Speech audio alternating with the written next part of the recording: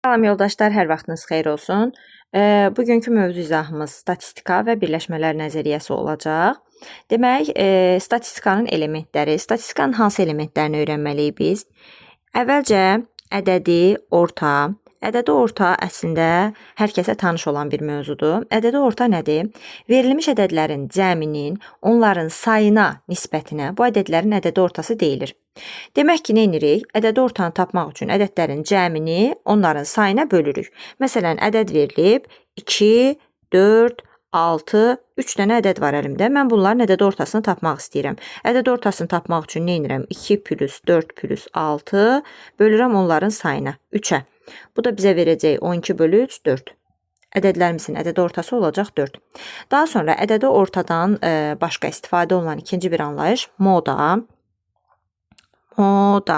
Modaya başqa adlar uşaqlar statistik orta da deyilir. Statistik orta. Nədir bu statistik orta? Demək, statistik orta ədədi sırada ən çox təkrarlanan ədəddir. Ən çox təkrarlanan ədəd. Təkrarlananların sayına isə tezlik deyirik. Məsələn, bizə bir dənə sıra verilib. 2, 4, 6, 4, 3, 7, 9. Baxın uşaqlar, nə tapmalıyam mən moda? Ən çox təkrarlanan ədəd dedikmi? Deməli, burada təkrarlanan nə var? 4, 4. Burada, yəni verilmiş bu sıranın modası 4 olur. Tezliyi isə tezlik olur 2. Tezlik niyə 2 olur dedik? Təkrarlanma sayı. Yəni, hansı ədəd o modadır. Həmin ədəd neçə dəfə təkrarlanıbsa o say olur bizim sıramızda tezlik. Moda hər sırada bir dənə olacaq deyə bir şey yoxdur. Bəzən sıranın bir neçə modası ola bilər. Məsələn, elə bir sıra yazıram ki, mən 3, 3, 4, 5, 6, 6, 7, 8, 9. Baxın, fikir verin. 3, 3. 2 dəfə təkrarlanıb. 6, 6. 6 özü də 2 dəfə təkrarlanıb. Demək ki, bu sıranın modası 3 və 6-dır. Bu halda deyəcəyik ki, bu ədədlər sırası 2 modalıdır.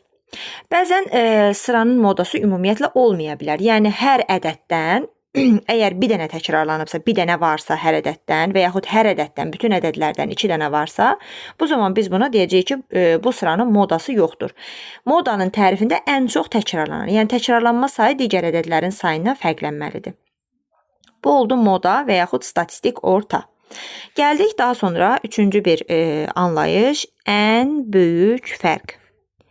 Ən böyük fərq.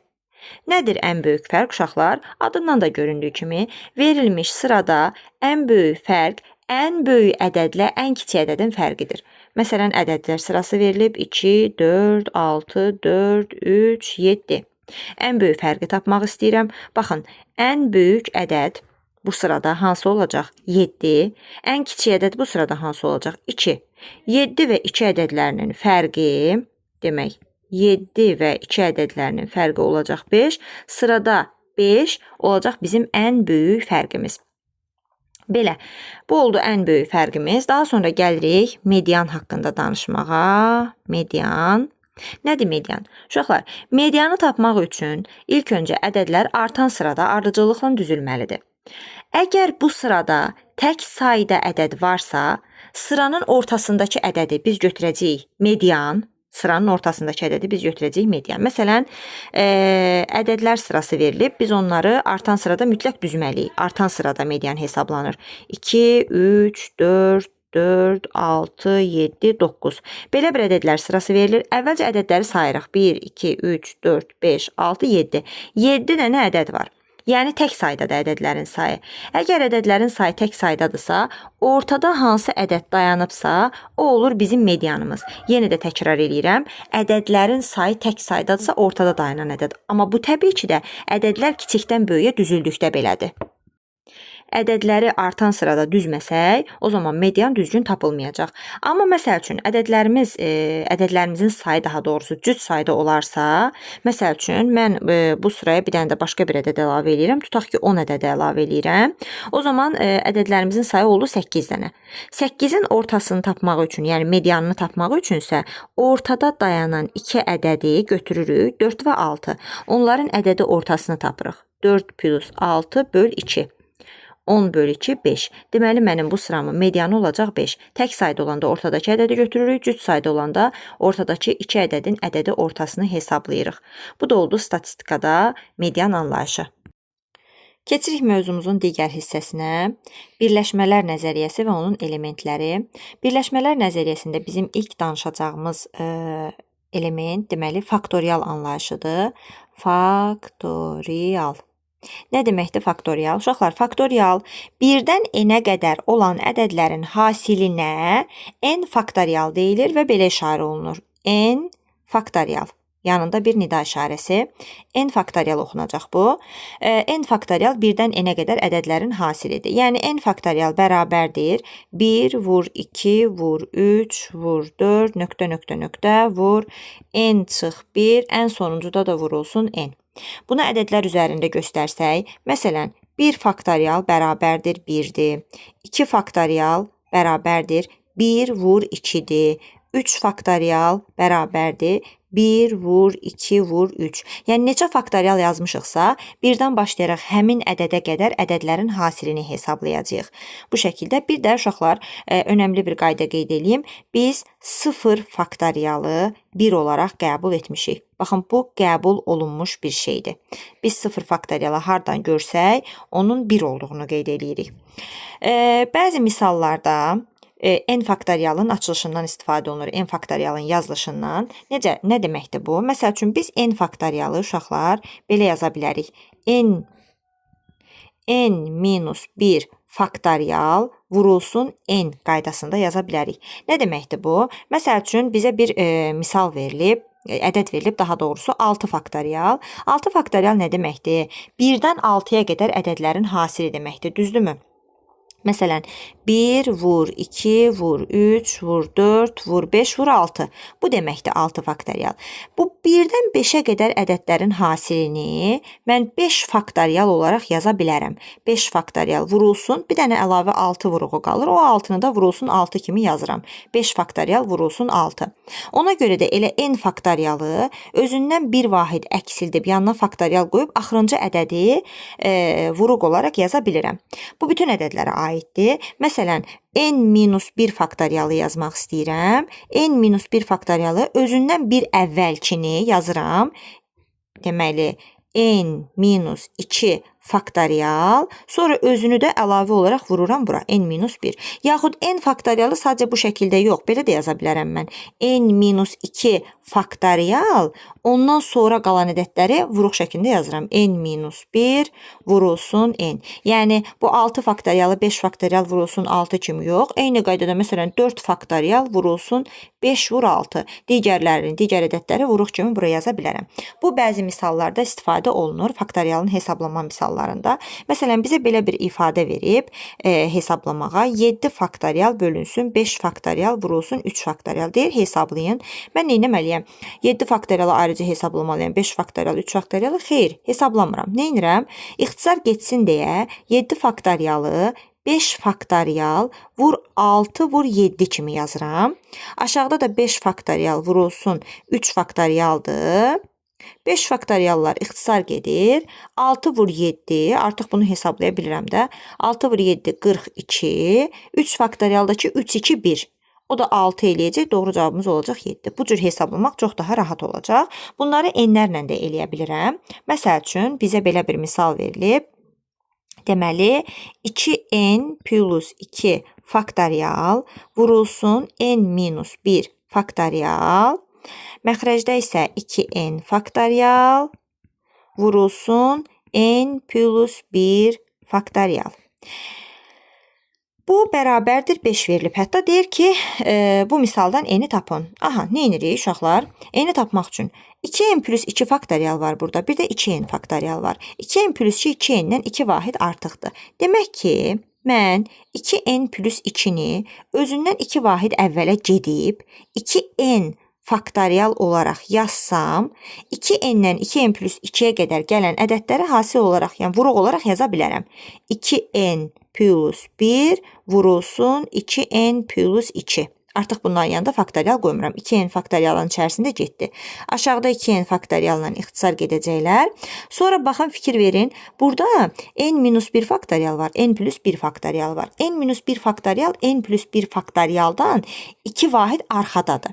O zaman mən n+1 faktorialı n-1 faktorial vurulsun özündən bir vahid sonra n, bir vahid də sonra n+1 şəklində yaza bilərəm. Surətdə də n-1 faktorial var.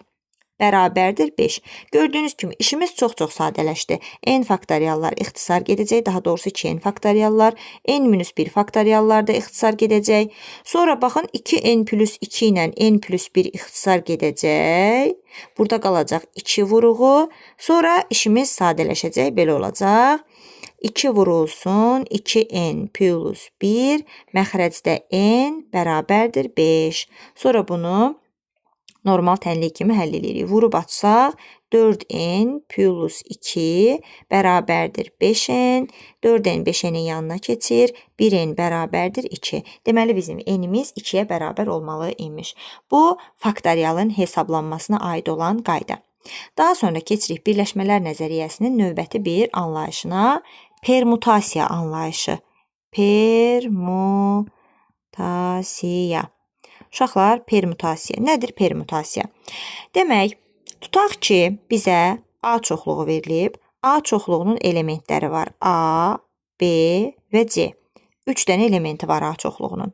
Bu çoxluğun elementlərinin yerini dəyişməklə alınan bütün çoxluqları yazaq. Elementlərin yerini dəyişməklə. A, B, C-dir də. Nə çoxluğu alına bilər? A, B, C-nin özü. Sonra A, C, B alına bilər. B, A, C alına bilər. B, C, A yaza bilərik. C, A, B yaza bilərik və nəhayət C, B, A yaza bilərik. 3 elementli bir çoxluq verilmişdi. Elementlərinin yerini dəyişməklə onunla eyni olan 6 dənə başqa çoxluq yaratdıq.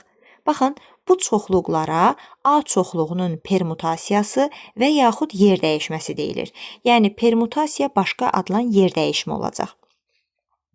Demək, n elementli çoxluğun permutasiyalarının sayı, baxın, n elementli çoxluğun permutasiyalarının sayı işarə olunacaq P n-dən n-ə. P n-dən n-ə kimi oxunur bu və bunun açılışı da bu şəkildə yazılacaq. Bunu sadəcə P n kimi də yaza bilərik, P n-dən n-ə kimi də yaza bilərik. Bu olacaq n faktorial. Yəni, haradasa P n-dən n-ə yazılışını gördüksə, bunun n faktorial olduğunu oxumağı bacarmalıyıq ki, hesablaya da bilək. Məsəl üçün, bizə verilib P 3-dən 3-ə, yaxud sadəcə P 3 verilib. Hesablamaq üçün biz o deməkdir ki, düşünməliyik ki, bu 3 faktoriala bərabərdir. Elə 3 faktorialı da hesablayırıq.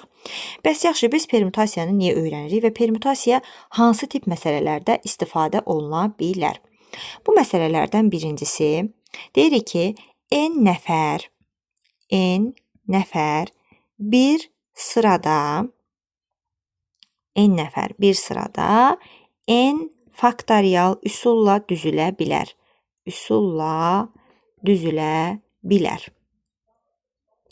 Bu zaman biz istifadə edirik n faktorial, yəni permutasiya n-dən n-ə. N nəfər bir sırada n faktorial üsulla düzülə bilər. Yəni, permutasiya onların yer dəyişməsidir dedik axı.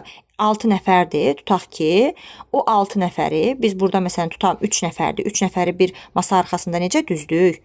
ABC, AC, B, BAC. Gördüyünüz kimi 6 formada düzdük. 6 hardan alındı? 3 faktorial, yəni permutasiya 3-dən 3-ə. 3 faktorial, bunun da cavabı verdi bizə 6-nı. Daha sonra nə vaxt istifadə olunar permutasiya? N nəfər dəyirmi masa ətrafında düzülərsə. Uşaqlar, bir var n nəfər bir sırada n faktorial üsulla düzülə bilər deyirik. Bir sıra, düz xət boyunca düzülürlər. Amma bir də var dəyirmi masa arxasında. N nəfər dəyirmi masada. Dəyirmi masada hal fərqlənir. Dəyirmi masa arxasında. Dəyirmi masa arxasında düzülüş isə n-1 faktorial olaraq qiymətləndiriləcək. Bunu da məsələn belə göstərək. Tutaq ki, gəlin elə bunu 3 nəfərlə izah edeyim sizə. Niyə n-1 faktorial olur? Məsələn, 3 nəfəri götürüb bir sırada düzəndə A dayansın burada, B dayansın burada, C də dayansın burada. Burada hallar fərqli olur. A, B, C, A, C, B, yuxarıda düzdüyüm kimi çoxluqları. Sonra A ilə başlamasa B ilə başlaya bilər, C ilə başlaya bilər. Burada 6 fərqli hal olur. Yəni 3 faktorial hal olur. Amma məsəl üçün dəyirmi masa ətrafında gəlin o A, B, C-ni düzək. A otursun burada, B otursun burada, C də otursun burada. Fərqli bir versiyaya baxaq.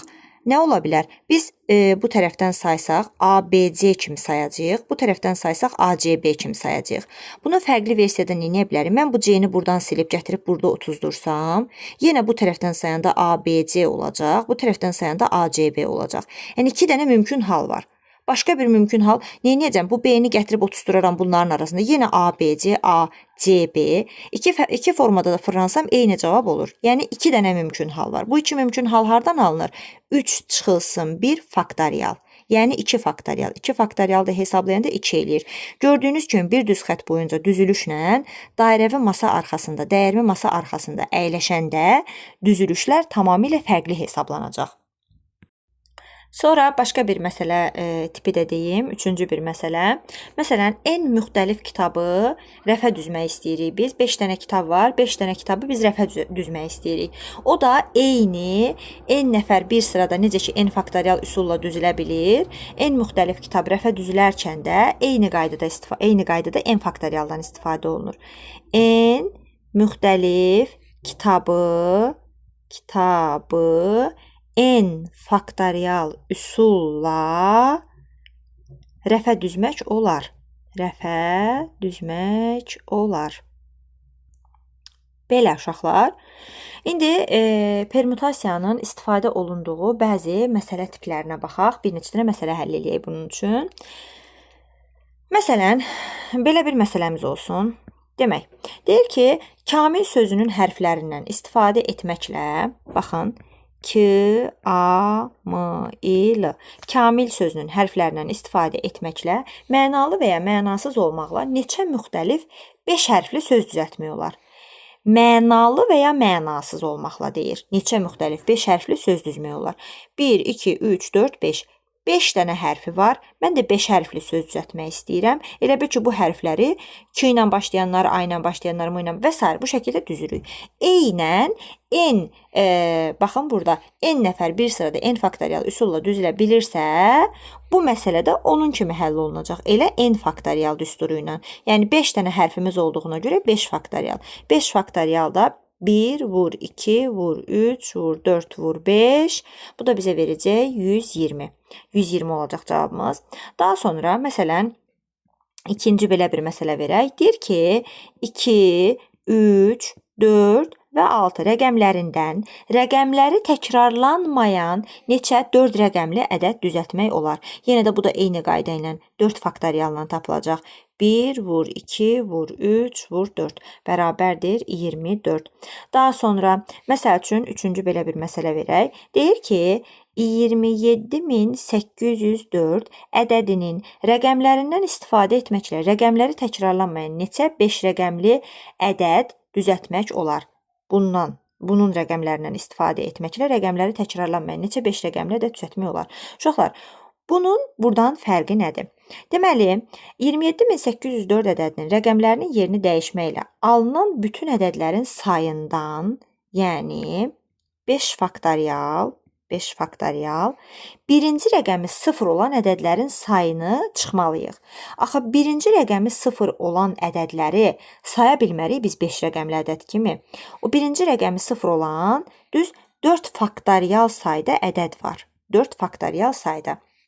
Birinci rəqəmi 0 olan niyə 4 faktorial sayda ədəd var? Çünki məsələn, mən birinci yerə 0 yazsam, sonra 2, 7, 8, 4. Neçə dənə ədəd qalır? 4 dənə ədəd qalır. Bu 4 ədədin öz aralarındakı yer dəyişməsi 4 faktorial olacaq axı. Beləliklə 0 ilə başlayan 4 faktorial sayda mümkün yer dəyişmə yaza bilərik. Bütöv hamısı birlikdə 5 faktorial var. 5 faktorialdan da 4 faktorialı çıxacam. 120-dən çıxacam 24-ü, cavabımı tapacam 96. Yəni bu olacaq bu şəkildə bir hesablama. Məsələn, dördüncü bir məsələ tipindən danışaq. Deyir ki, ardıcıl düzülmüş 6 stulda 6 nəfər neçə müxtəlif üsulla əyləşə bilər? 6 dənə stulumuz var, 6 dənə də adamımız var. 6 nəfər, 6 stul. O zaman n nəfərin bir sırada ardıcıl düzülüşündən istifadə edirik. Yenə də ilk yazdığımız düstur. N faktorial düsturu. Burada da 6 stul, 6 nəfər olduğuna görə 6 faktorial olacaq. Amma əgər misalımız belə olsaydı, dəyirmi masa ətrafında 6 nəfər neçə müxtəlif üsulla düzülə bilər? O zaman 6 minus 1 faktorial bərabərdir 5 faktorial olardı. Yəni 120 fərqli üsulla düzülə bilərdi. Sonra daha sonra başqa bir məsələ dediyimiz məsələ tiplərindən 5 kitabı rəfə neçə cür yan-yana düzə bilərik? O zaman o da 5 faktorial olacaqdı. Keçək növbəti bir məsələ tipinə. Məsələn, belə bir məsələ deyir bizə. Nihad, cəbir, həndəsə, fizika, tarix və ingilis dili kitablarını rəfə düzəcək. Cəbir kitabını ya axırıncı, ya da birinci yerə qoymaqla neçə müxtəlif üsulla rəfə düzmək olar? Baxın, cəbir, həndəsə, fizika, tarix və ingilis dili kitablarını rəfə düzmək istəyir Nihad bəy. Və deyir ki, cəbir kitabı ya axırıncı olsun, ya da birinci. Başqa bir versiya mümkün deyil. O şərt daxilində neçə dənə müxtəlif üsulla bu kitabları rəfə düzmək olar? Nə edirik uşaqlar? Verilmiş bir kitabdan cəbir kitabını birinci yerə qoysaq, cəbir kitabını seçdik, qoyuruq birinci yerə. Birinci yerə qoysaq yerdə 1, 2, 3, 4 dənə kitab qalır. Və 4 dənə kitabı 4 faktorial üsulla yerləşdirə bilərik. Cəbir kitabını axırıncı yerə qoysaq, yenə də axırıncı yerə cəbri qoyduq, əvvəldə 4 fərqli kitab qaldı və bu 4 kitabı yenə də 4 faktorial üsulla qiymətləndirə bilərik. Beləliklə, əvvələ qoyanda da bir 4 faktorial üsulumuz var, sona qoyanda da bir 4 faktorial üsulumuz var. Ümumilikdə 4 faktorial plus 4 faktorial üsulumuz olacaq. Yəni, bunda cavabı verəcək bizə 48. Bu da oldu bu şəkildə, belə bir sual tipi. Daha sonra uşaqlar permütasiyadan nə vaxt istifadə olunacaq? Təkrarlı permütasiya. Nədir təkrarlı permütasiya? Təkrarlı permütasiya deyəndə, məsələn, bizə A çoxluğu verilib. A çoxluğunun elementləri A, B, C və məsəl üçün D. Çoxluqlar verilib. Deyir ki, bizə bu çoxluğun bütün mümkün yer dəyişmələrinin sayını tapmaq tələb olunur. Məsələn, yuxarıdakı elementlərdə A, B, C verilmişdi. Bütün mümkün yer dəyişmələrinin sayını tapanda neynir deyik? Permütasiyalarının sayını tapanda. İçərisində neçə dənə element varsa, 5 dənə element varsa 5 faktorial, 3 dənə element varsa 3 faktorial. Amma baxın, burada təkrarlanan elementlər də var. Bu zaman nə edirik uşaqlar? Təkrarlanan elementlər olanda təkrarlı permütasiyadan, yəni Pn, n faktorial üstü xətt. Bu təkrarlı permütasiyadır. Təkrarlı permütasiyadan istifadə edirik. Baxırıq neçə dənə element var? 1, 2, 3, 4, 5, 6, 7, 8, 9, 10 dənə element var. Surətdə yazırıq 10 faktorial. Təkrarlanan elementlər 1, 2, 3, 3 faktorial bölünsün, vurulsun 1, 2, 3, 3 faktorial, vurulsun 1, 2, 3, 3 faktorial, o da vurulsun, bir dənə də D hərfi var, o da 1 faktorial. Baxın, bu olacaq bu hərflərin yerlərini dəyişməklə alına bilən mümkün variantlar. Məsələdə istifadə olunur daha çox bu. Məsələn, bizə bir dənə söz verilib. Kəpənək. Deyir ki, bu sözün hərflərinin yerini dəyişməklə mənalı və ya mənasız düzəldilə biləcək sözlərin sayını tapın. Bundan öncə biz istifadə eləmişdik kamil sözündən. Baxın, kamil sözünün hərflərinin yerini dəyişməklə 5 faktorial yazdıq. Niyə? Çünki kamildə eyni hərf yoxdur. Amma kəpənək sözündə eyni hərf var. Bu təkrarlı permütasiyaya aid ediləcək. Yəni, kəpənək sözünü yazmaq üçün ümumi 1, 2, 3, 4, 5, 6, 7. 7 faktorial. Təkrarlanan hərflər nə var? Ə. 3 dənə təkrarlanan ə hərfi var. 3 faktorial. Başqa 2 dənə də K hərfi var təkrarlanan. Vururuq 2 faktoriala. Bunu da hesablayanda alacağıq 420. Deməli, kəpənək sözünün hərflərinin yerini dəyişməklə 420 dənə müxtəlif söz düzəldə bilərik. Mənalı və ya mənasız, fərqi yoxdur. Sonra başqa bir nümunə məsələ tipinə baxaq uşaqlar. Deyir ki, ardıcıl düzülmüş 6 şardan 6 şarımız var. Ardıcıl düzülüb. 4'ü qırmızı, ikisi sarıdır. Şarları görünüşü müxtəlif olan neçə üsulla düzmək olar? Baxın, görünüşü müxtəlif olan neçə üsulla düzmək olar deyir. 6 şarımız var. 4'ü qırmızıdır, ikisi sarıdır. Görünüşü müxtəlif. 4'ü qırmızıdırsa, qırmızı, sarı. Bu formada elə bil hərflər yığınıdır. Mən bunu fərqli formatda düzmək istəyirəm. Neyniyəcəm? Yenə də eyni məntiq, eyni qayda kəpənək sözündə olduğu kimi 6 hərfimiz var. 6 faktorial, təkrarlananlar 4 faktorial və 2 faktorial. Hesablamamızın nəticəsi olacaq 15. Oldu bu şəkildə. Daha sonra başqa bir təkrarlı permütasiyaya aid nümunə sual. Sinifdə 6'sı oğlan, 3'ü qız olmaqla 9 şagird var. Qızlar və oğlanlar ardıcıl olmaqla onların qapıdan çıxmalarının neçə fərqli üsulu var? Qızlar və oğlanlar ardıcıl olmaqla. Demək, 6 oğlan qapıdan ardıcıl 6 faktorial üsulla çıxacaq. 3 qız isə ardıcıl 3 faktorial üsulla çıxacaq. Həmçinin burada 2 hal mümkündür. Ola bilər ki, qapıdan əvvəl oğlanlar, sonra qızlar çıxsın və yaxud əvvəl qızlar, sonra oğlanlar çıxsın. Yəni, əvvəl oğlan, sonra qız da ola bilər, əvvəl qız, sonra oğlan da ola bilər. Ona görə nə edirik? 6 faktorialla 3 faktorialı vururuq bir-birinə. Bu olur mümkün halların sayı. Buradakı mümkün halda 2 dənə olduğuna görə bunu da vururuq 2-yə. Demək, nə dedik? Əvvəl oğlanlar, sonra qızlar çıxa bilər, yaxud əvvəl qızlar, sonra oğlanlar çıxa bilər deyə 2 dənə mümkün hal var. 6 dənə oğlan fərqli oğlandır axı. Fərqli oğlandır. Onlar öz aralarında 6 faktorial sayda yer dəyişməsi var.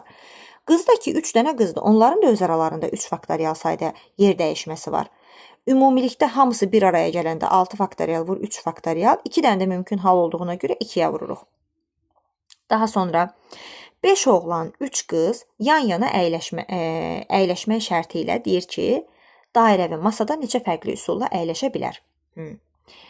5 oğlan, 3 qız.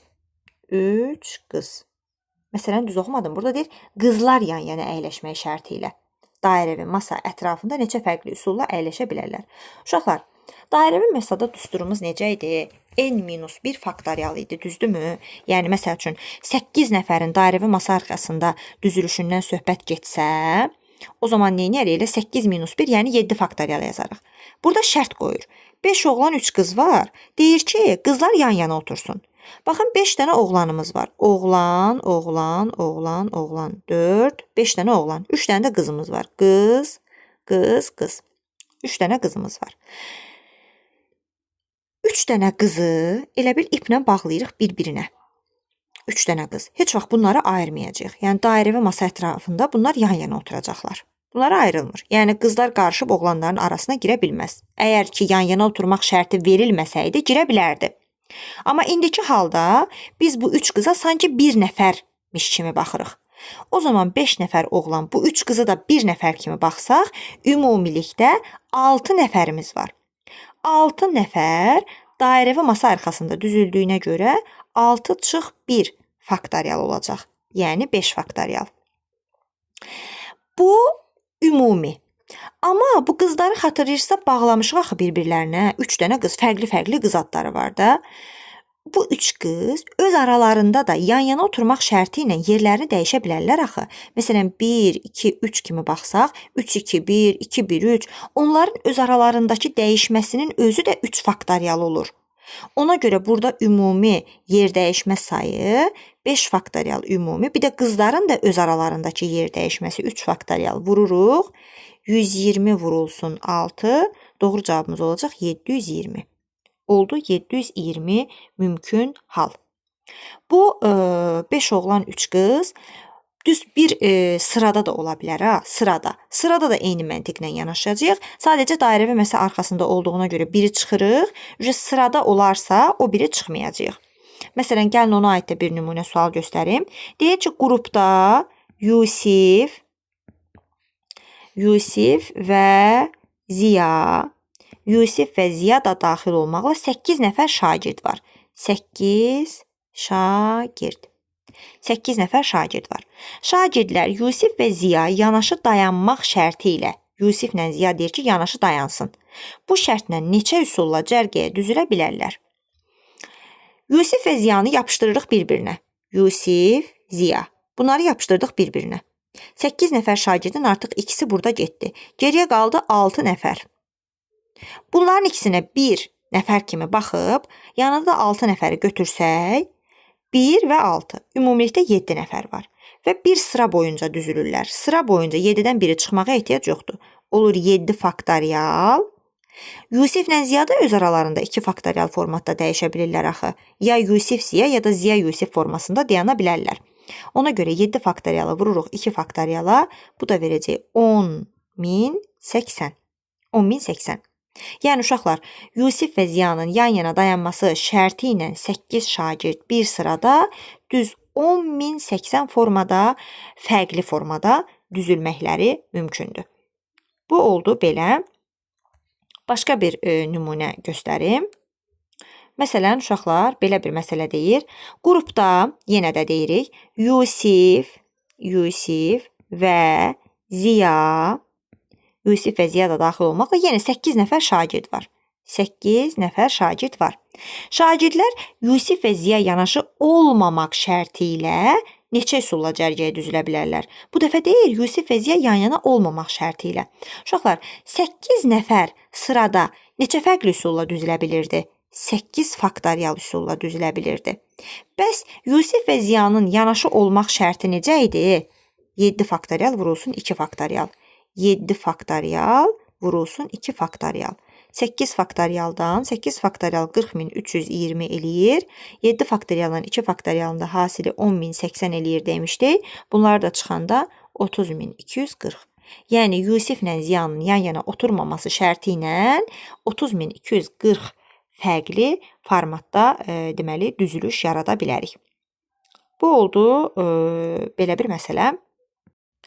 Mövzumuzun davamından gedirik. Demək, mövzumuzda danışacağımız digər bir anlayış permutasiya, yenə də permutasiya olacaq. Sadəcə permutasiyanın digər bir fərqli versiyası.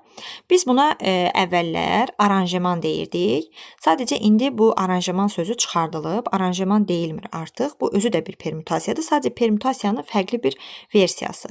Bu yerə qədər öyrəndiyimiz permutasiya növü yer dəyişməkdir. İndi isə permutasiya yerləşdirmə olacaq. Yerləşdirmə formatında olan permutasiyanın düsturu P, N-dən K-ya yazılır. Buna yenə də dediyim kimi əvvəl aranjeman deyirdik, amma yəni A olaraq N-dən K-ya yazırdıq, amma artıq hər ikisi permutasiya olacaq. Bir var permutasiya N-dən N-ə, yuxarıda öyrəndiklərimiz, yəni N faktorial, bir də var permutasiya N-dən K-ya. Permutasiya N-dən K olan formatın düsturu belədir. N faktorial bölünsün N minus K faktorial. Nə deməkdir bu? Demək, məsələn, yenə də deyək, 3 elementli bizim çoxluğumuz var, A çoxluğu. A çoxluğunun elementləri A-dır, B-dir, C-dir. Bu çoxluq bizə verilib.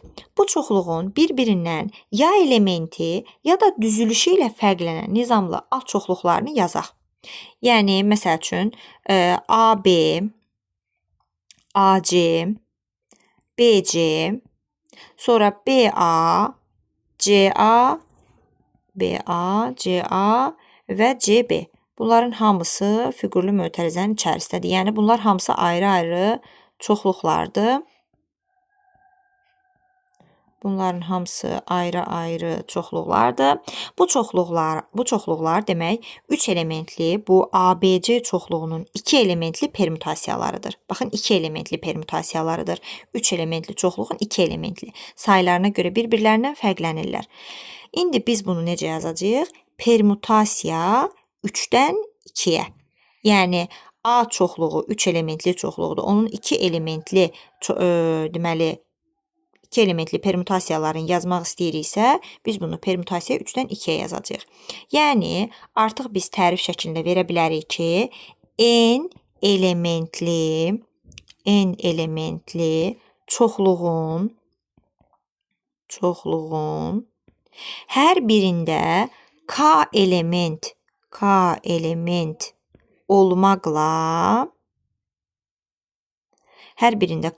olmaqla bir-birindən ya elementi ya da düzülüşü ilə fərqlənən nizamlı alt çoxluqlarına n elementli çoxluğun k elementli permutasiyaları deyəcəyik. N elementli çoxluğun k elementli permutasiyaları deyəcəyik və permutasiya n-dən k-ya bu şəkildə oxunacaq. Düsturunu da qeyd elədim. Məsələn, biz hesablamaq istəyirik permutasiya 7-dən 4-ə. Necə hesablayacağıq? 7 faktorial bölünsün 7 çıxılsın 4 faktorial. 7 faktorial bölünsün 3 faktorial. 7 faktorialı mən 3 faktorial vurulsun 4, 5, 6, 7 kimi yazıram. Aşağıda da 3 faktorial. Bunlar ixtisar getdi. Son cavabımız qaldı 840. Baxın belə. Permutasiyanın bəzi düsturları var. Məsələn, permutasiya n-dən n-ə, permutasiya n-dən 0-a, bu 1-ə bərabərdir. Permutasiya n-dən 1-ə, bu ilə n-in özünə bərabərdir. Bir də yuxarıda öyrəndiyimiz permutasiya n-dən n-ə, bu da n faktoriala bərabərdir. Permutasiya n-dən n-ə əslində permutasiya n-dən k-nın bir versiyasıdır. N faktoriala bərabərdir. İndi qeyd edəcəyim məsələlərdə permutasiya, yəni permutasiya n-dən k-ya bundan istifadə olunur. Demək, n sayda ardıcıl düzülmüş stulda k nəfər p n-dən k-ya üsulla əyləşə bilər.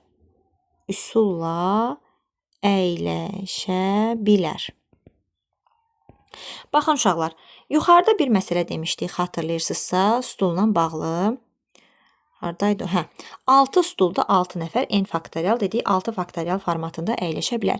Bəlkə də bunu mən oxuyanda beyninizdən belə bir sual keçdi ki, bəs yaxşı 6 stulda 5 nəfər, 4 nəfər olsa necə düzüləcək? Baxın, o sualınızın cavabı buradadır. N sayda ardıcıl düzülmüş stulda k nəfər permutasiya n-dən k-ya üsulla əyləşə bilər. Yəni, məsələn, 6 stuldur, 5 nəfərdir, permutasiya 6-dan 5 formatında əyləşə bilirlər. Daha sonra n sayda sıfırdan fərqli rəqəmləri müxtəlif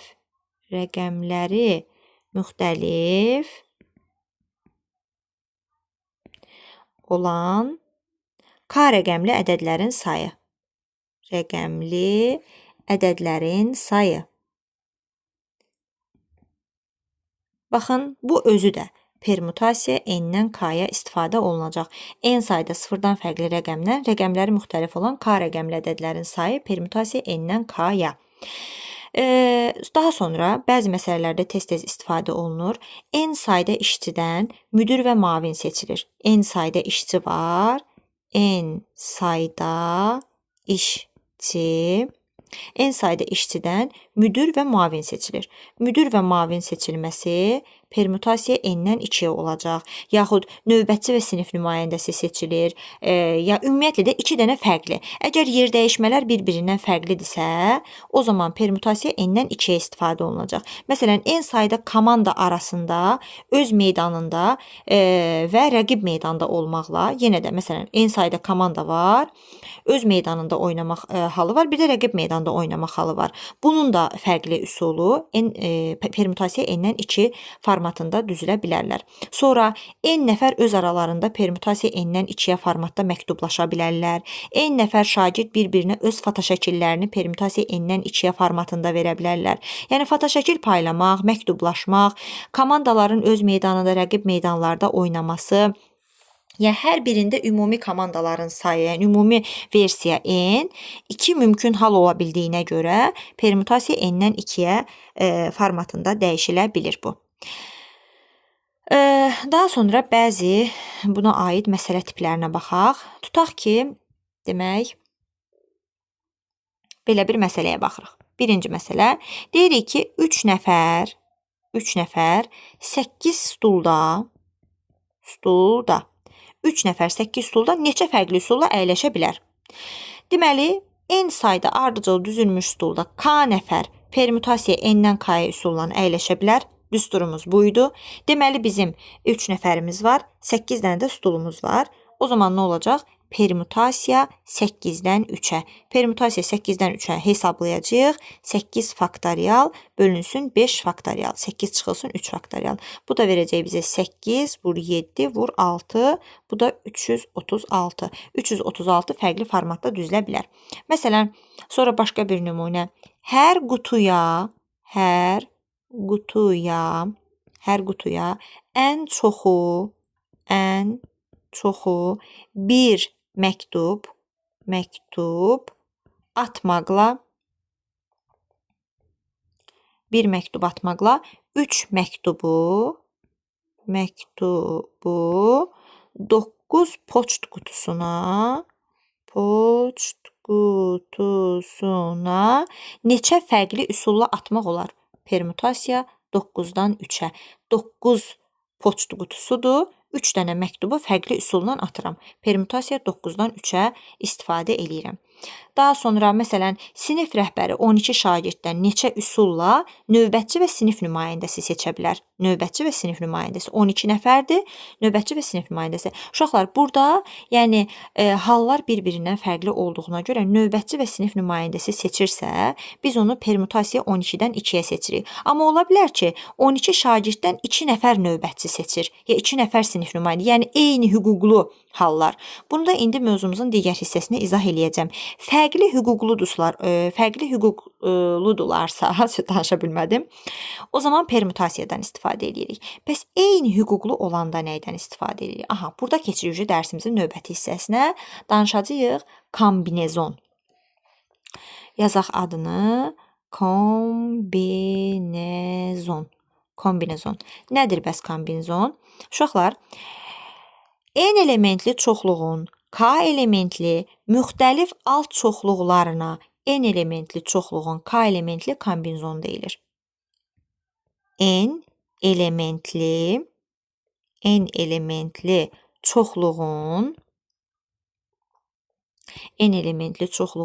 k elementli müxtəlif alt çoxluqlarına n elementli çoxluğun k elementli alt çoxluğu, daha doğrusu kombinezonu deyilir.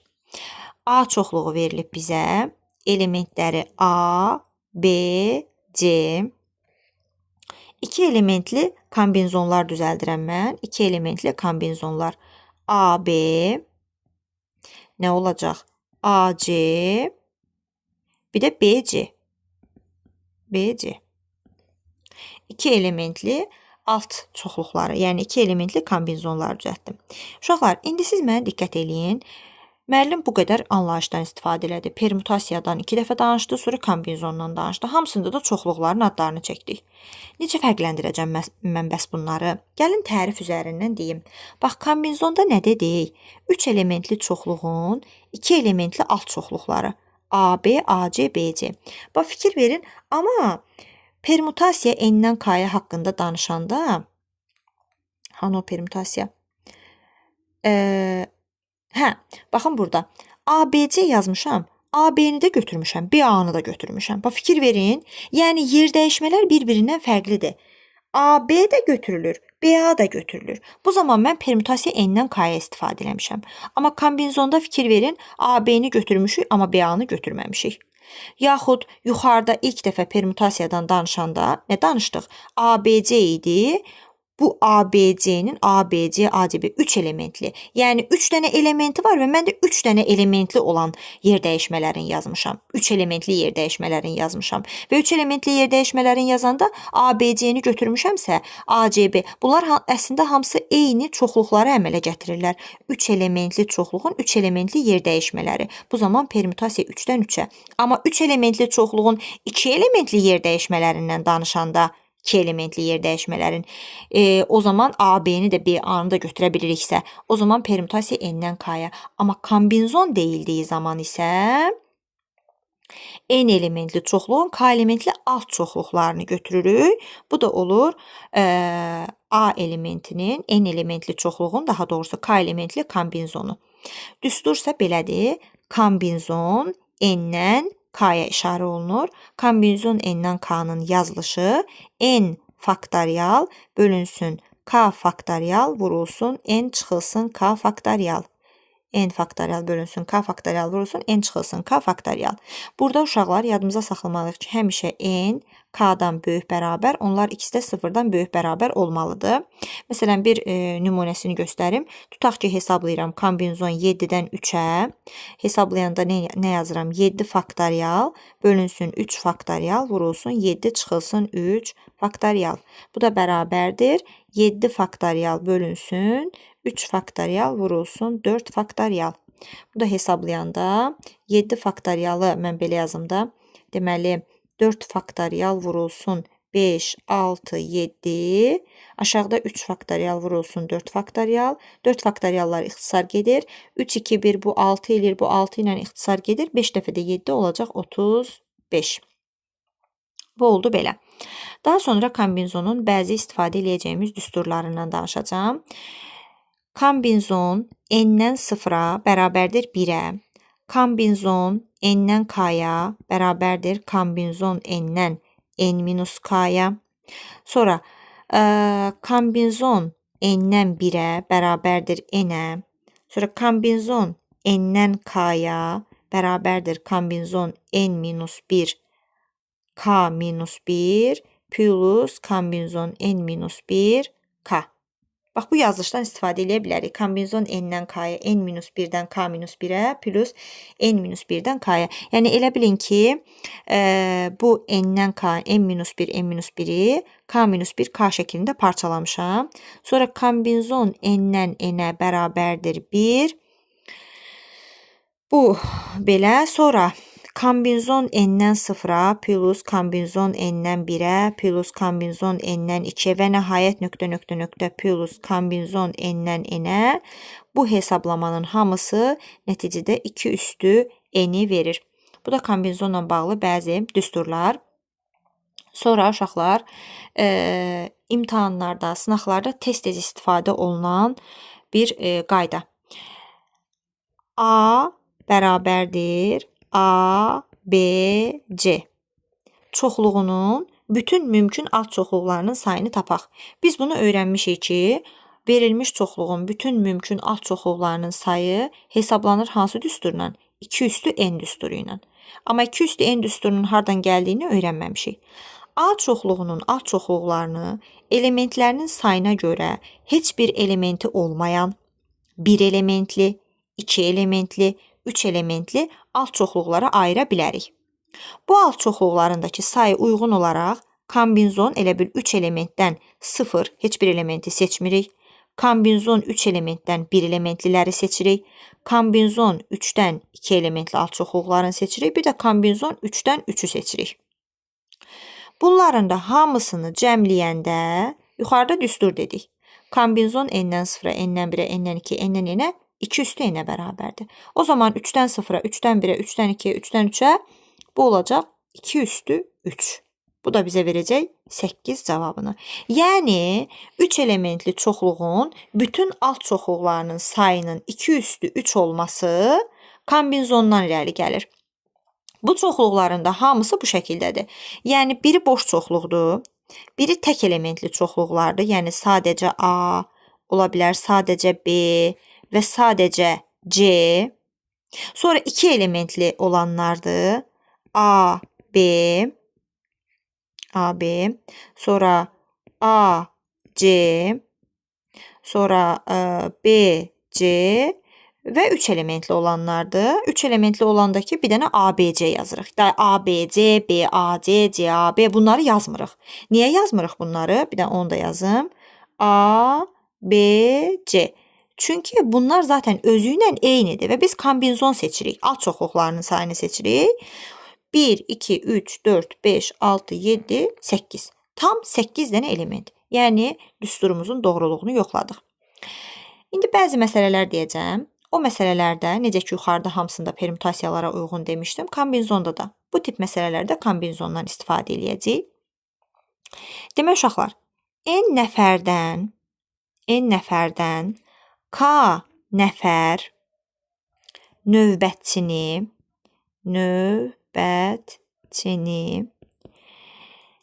seçmək üçün kombinzon n-dən k-ya istifadə olunur. Sizə yuxarıda demişdim.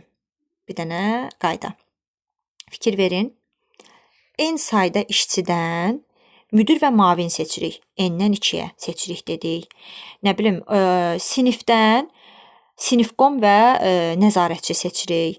Yəni, kapitan və onun köməkçisini seçirik filan nəfərdən. O zaman permütasiyadan istifadə edirik. Amma eyni hüquqludularsa, n nəfərdən k nəfər, baxın, nəyi seçirik? Növbətçini. Demirəm ki, sinifqom və növbətçini seçirik. K nəfər, ikisi də, yəni neçə nəfər seçirəmsə, onların hamısı eyni hüquqludur. O zaman kombinzon n-dən k-ya istifadə olunur. Daha sonra, bu da çox tez-tez istifadə olunan bir düsturdur. Test toplusunda da var bu düsturlardan. Çevrədə verilmiş n sayda nöqtədən kombinzon n-dən 2-yə sayda düz xətt n-dən 2-yə düz xətt kombinzon n-dən 3-ə 3 bucaq kombinzon n-dən 4-ə 4 bucaqlı deməli seçmək və yaxud çəkmək olar. N sayda nöqtədən. Niyə? Çünki hər iki nöqtədən bir düz xətt keçirmək olar. 3 bucaq 3 nöqtədən əmələ gəlir, 4 bucaqlı da 4 nöqtədən və s. bu şəkildə davam edə bilirik. Çevrə üzərində verilmiş nöqtələrdən götürülür. Bu çevrə üzərində verilmiş nöqtələrdən n sayda nöqtədən seçmə üsullardır. Bir də uşaqlar, burada sizdən nə danışacağım, nəyin fərqini deyəcəm. Dedik, çevrədə verilmiş n sayda nöqtədən kombinzon n-dən 2-yə formatda düz xətt seçmək olar. Fikir verin, çevrədir. Üzərində 1, 2, A olsun, B olsun, C olsun, D olsun, 4 dənə nöqtə var. Və mən bu 4 nöqtədən mənə 2 dənə fərqli məsələ verir. Deyir ki, 4 nöqtədən neçə düz xətt, yəni çevrədə verilmiş 4 nöqtədən neçə düz xətt çəkmək olar? O zaman götürürəm, yazıram kombinzon 4-dən 2. Amma əgər mənə desə ki, bu 4 nöqtədən neçə vektor çəkmək olar? O zaman yazacam permütasiya 4-dən 2. Niyə? Kombinzon permütasiyanın fərqini burada da sizə izah edeyim. Çünki düz xətt çəkəndə ha AC düz xəttdir, ha da CA düz xəttdir. Bunun fərqi yoxdur. Yəni, mən AC düz xəttini sayıramsa, artıq CA düz xəttini saymıram. Əgər yer dəyişmələrin fərqi yoxdursa, o zaman kombinzon 4-dən 2-yə istifadə olunur. Yox, əgər vektor çəkirəmsə, axı AC vektoru bu şəkildə istiqamətlənir, A-dan C-yə. Amma CA vektoru fərqlidir, C-dən A-ya doğru istiqamətlənir. Ona görə, o yer dəyişmələrin fərqi olduğuna görə mən permütasiya 4-dən 2-dən istifadə edəcəm. Yəni, kombinzonla permütasiyanın fərqini buradan da anlamaq olar. Əgər yer dəyişmələrin fərqi yoxdursa, düz xətt kombinzon, yox, fərqi varsa, o zaman permütasiyadan istifadə edəcəyik. Gəlin, indi kombinzonla bağlı bəzi düsturlara baxaq. Məsələn, bizə belə bir misal verilib. Kombinzon n-dən 2-yə bərabərdir 28. Deyir, tənliyi həll eləyin. Necə həll eləyəcək? Kombinzon düsturundan istifadə edərik. N faktorial bölünsün. Demək, 2 faktorial vurulsun, n çıxılsın 2 faktorial. Belədir də düsturumuz bərabərdir 28. N faktorialı mən belə yazıram. N-2 bundan 2 vahid əksi idi. N-2 faktorial vurulsun. Bir vahid artırıram n-1 ta n-ə çatana qədər. Bir vahid də artırıram n.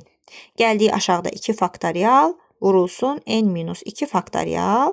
N-2 faktoriallar gedir. Qalır bu şəkildə bərabərdir 28-ə. N-1 vurulsun n. 2 faktorial ilə 2 deməkdir. 2-ni 28-ə vururam 56.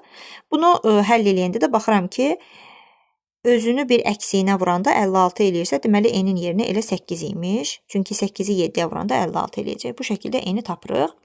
Başqa bir formatda verilə bilər düstur. Kombinzon x-dan 3-ə çıxılsın, kombinzon x-dan 2-yə bərabərdir 4 vurulsun, x çıxılsın 2. Yox, x çıxılsın 1 yazaq.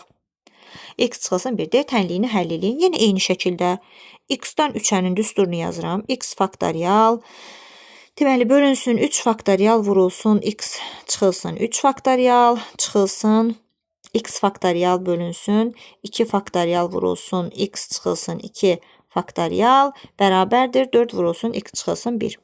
Bunları sadələşdirəndə x faktorialı x çıx 3 faktorial vurulsun, x çıx 2 vurulsun, x çıx 1 vurulsun, x kimi yazırıq. Bu x çıx 3 faktorialla gedir. Aşağıda 3 faktorial 3 vur 2 vur 1 6 çıxılsın. Həmçinin x faktorialı x çıx 2 faktorial gedir. Qalır x çıx 1 vurulsun x. Məxrəcdə 2 4 vurulsun x çıx 1. Deməli burada da x çıx 1, burada da x çıx 1, burada da x çıx 1 ixtisar eləsək, x çıx 1-ləri ixtisar eləsək, 6-da x çıx 2x, bunu belə yazaq da, hər tərəfdə vuraq 6-ya, olur x vurulsun, x çıx 2, çıxılsın 3, bunu 3-ə vurmaq lazımdır, 3x, bərabərdir 24-ə, x-in kvadratı çıxılsın 5x çıx 24 alınacaq sadələşdirəndə bərabərdir 0, x-in birinci qiyməti olacaq 8, x-in ikinci qiyməti olacaq -3. -3-ü götürə bilmirəm. Niyə götürə bilmirəm? Çünki şərtdə kombinzonun içərisində, yəni kombinzonda yazılan ədədlər dedik ki, 0-dan böyük bərabər olmalıdır. Ona görə mənfi qiymət götürülə bilmir. Cavabımız da olacaq 8. Baxın belə. Sonra başqa bir kombinzona aid sual nümunəsi göstərim. 9 nəfərlik sinifdən 2 nəfər növbətçi seçilir. Neçə müxtəlif üsulla seçmək olar? Baxın, ikisi də növbətçidir. Eyni hüquqlu 2 insandır. O zaman kombinzon 9-dan 2-yə seçəcəm. Sonra 5 kişi və 4 qadın, 5 kişi və 4 qadından ibarət 3 nəfərlik nəzarətçi qrupu. 3 nəfərlik nəzarətçi. 3 nəfərlik nəzarətçi qrupu düzəldilməlidir. Tərkibində ən azı 1 kişi olmaqla neçə müxtəlif üsulla qrup düzəltmək olar? Baxın, tərkibində deyir 1 kişi olsun. 3 nəfərlik qrup düzəltməliyəmsə, biri kişi olacaqsa, ikisi qadın olacaq. Bu birinci mümkün hal. İkisi kişi olacaqsa, biri qadın olacaq. Bir də var ki, 3'ü kişi olacaqsa 0 qadın olacaq. Nə dedik? Deyir tərkibində ən azı 1 kişi olsun. Ən azı 1 kişidirsə 1 kişi də ola bilər, 2 kişi də ola bilər, 3 kişi də ola bilər. Hər biri üçün mümkün seçmə üsullarını yazırıq. 1 kişi olsun, 2 qadın. O zaman kombinzon bu 1 kişi 5 kişinin arasından seçilir də. 5-dən 1 vurulsun, kombinzon 4-dən 2. Birinci mümkün hal üçün versiya. İkinci, 2 kişi 5-dən 2 vurulsun, kombinzon 4-dən 1. Sonra kombinzon 5-dən 3 vurulsun, kombinzon 4-dən 0-a. Hamısını hesablayanda 30, 40 və 10. Deməli, ümumilikdə 5 kişi və 4 qadından 3 nəfərlik nəzarətçi seçmək istəyiriksə, 30 plus 40 plus 10 bərabərdir 80. Deməli, 80 müxtəlif üsulumuz olacaq bizim. 80 müxtəlif üsulumuz. Daha sonra başqa bir məsələyə baxaq. Demək, şahmat turnirində hər bir iştirakçı digər iştirakçıların hər biri ilə oyun oynamış və cəmi 66 oyun keçirilib. 66 oyun keçirilib. Şahmat turniridir. Hər bir iştirakçı digər iştirakçıların hər biri ilə oyun oynamış və 66 oyun keçirilib. Deyir, turnirdə neçə nəfər iştirak edir? Uşaqlar, şahmat turnirində en sayda iştirakçı bir-biri ilə bir dəfə oyun keçiribsə, onda ümumi oyunların sayı kombinzon n-dən 2 olur. Çünki şahmat 2 nəfər arasında oynanan oyundur və ümumilikdə n nəfərdir. Hər 2 nəfəri birləşib oyun oynayır. Yəni n-dən 2 nəfər seçilib oyun oynadılıb. Və bu zaman 66 dənə oyun keçirilib. Düsturumuz olacaq bu. Hesabımıza aparacağıq. N faktorial bölünsün 2 faktorial vurulsun n çıx 2 faktorial bərabərdir 66. Sadələşdirəndə alınır n vurulsun n çıxılsın 1 bərabərdir 32. Daha doğrusu 132. Bu da olacaq 12. N-in yerinə 12 qoyarıq. 12 vur 11, 132 eləyir. N 12. Deməli, 12 nəfər arasında keçirilib. Sonra uşaqlar başqa bir nümunə. Deyir, çevrə üzərində 8 nöqtə qeyd edilib. Təpələri bu nöqtələrdə olan neçə dənə üçbucaq? 8 nöqtə.